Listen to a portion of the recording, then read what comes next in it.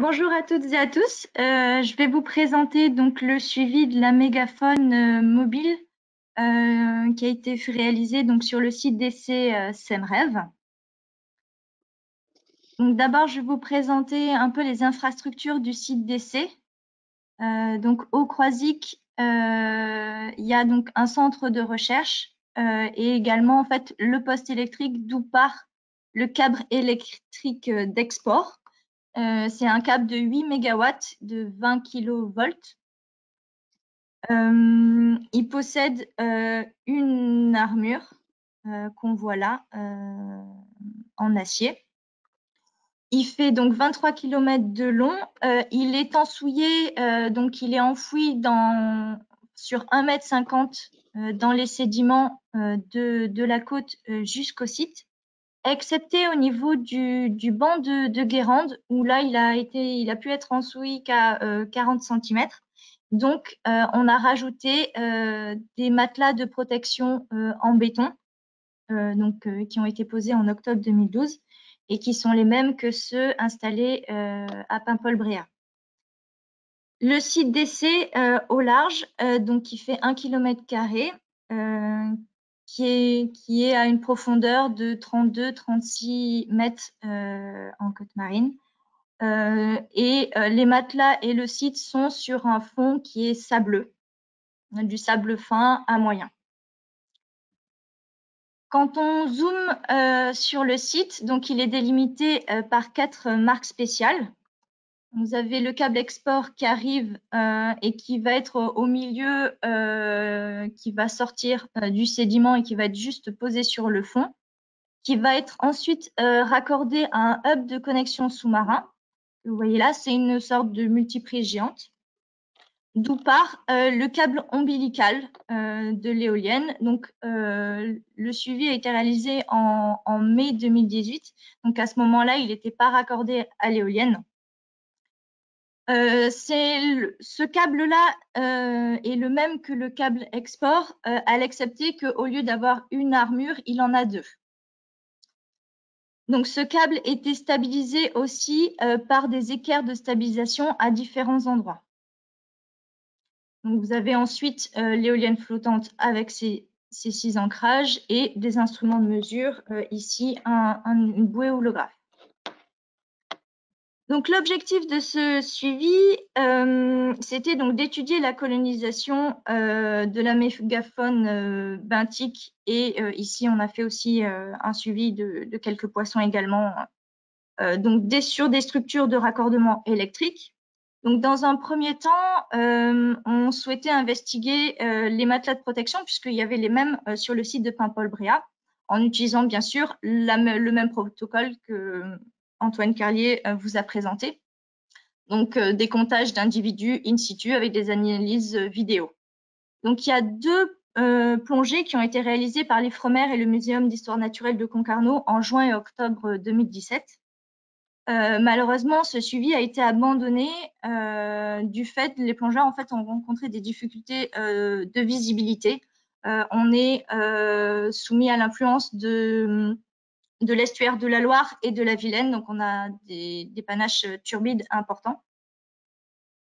Et comme on est sur des fonds sableux, il y a un colmatage par le sable. En fait, le sable s'accumule entre les blocs de béton, ce qui fait que ça limite le potentiel refuge, les potentiels refuges pour la mégafaune.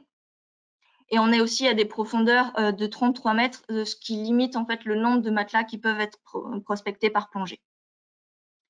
Donc, on s'est aiguillé, on a changé de stratégie en disant, comme on peut pas voir les matelas, on va essayer de prospecter donc le hub de connexion et le câble ombilical. Donc, on a suivi le même protocole que Paimpol-Bréhat. Donc, il y a eu 3 plongées qui ont été réalisées par le Muséum d'histoire naturelle de Concarneau et l'Ifremer, donc en mai 2018. Donc, il y a eu une première plongée sur le hub. Pour vous donner un ordre de grandeur, le hub, il fait 5 mètres 6 de long, 4 mètres de large et 1 mètre de haut. Ensuite, il y a eu 2 plongées sur le câble ombilical. Donc, la durée des inspections au fond était de 8 à 14 minutes. Sur la plongée numéro 2, il y a eu 165 mètres environ de parcouru. Et sur la plongée numéro 3, 230 mètres, ce qui a permis aussi de prospecter 2 équerres de stabilisation. Les profondeurs étaient de 37 à 40 mètres, donc des profondeurs assez élevées. Au niveau des résultats, au niveau du hub, donc on a observé 10 congres, 3 homards, plusieurs dizaines de tacos, 6 tourteaux, 4 étrilles, 1 lieu. Au niveau du câble ombilical sur la première plongée, 1 homard, peu de tacos, 5 tourteaux, un grondin, une étrille. Et sur la deuxième plongée sur l'ombilical qui comprend les équerres de stabilisation, on a eu 1 homard et plusieurs dizaines de tacos qu'on a vus spécifiquement au niveau des équerres de stabilisation, 16 tourteaux, également 2 grondins, une étrille, 2 sols, une araignée de mer et 2 dragonnets lyres. Donc, on peut en conclure que le hub de connexion est principalement colonisé par des congres, lieux, étrilles, homards. On retrouve certaines espèces qu'on avait vues également sur les matelas de protection de Paimpol Bréa. Pour les tourteaux, donc on les retrouve à la fois sur le hub de connexion, mais également en forte abondance au niveau du câble ombilical. Faut savoir que le câble ombilical sur certains tronçons n'est pas visible, il est complètement souillé. En fait, on arrive à le suivre grâce à la colonisation. On voit les anémones en fait à la surface du sédiment. Et à certains endroits, du fait de la dynamique sédimentaire, il y a des cuvettes qui sont creusées également par des organismes qui doivent se creuser. Et là, en fait, les tourteaux profitent de ce refuge pour s'y installer. Concernant les grondins, dragoninirs et les sols, également les tacos, ce sont des espèces qui étaient déjà décrites dans l'étude d'impact de demande d'autorisation du site SEMREV. Ce sont des espèces qui sont souvent retrouvées dans des habitats sableux. Donc, ces espèces sont indépendantes de l'habitat qui est constitué par le hub et l'ombilical.